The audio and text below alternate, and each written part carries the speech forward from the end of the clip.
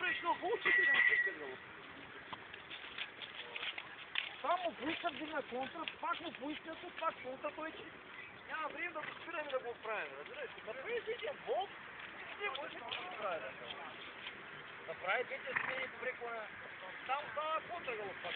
Елица е едва 13 годишна, като тази година беше нейният първи състезателен сезон в дисциплината прескачане на препятствия.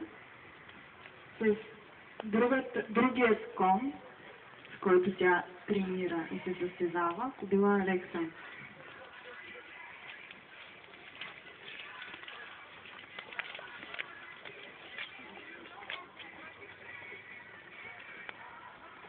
Елица се насочва към трето препятствие.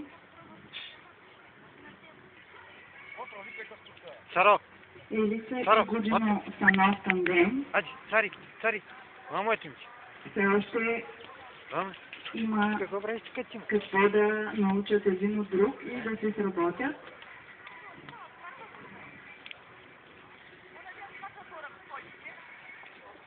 Тройната комбинация също преодоляна без грешка.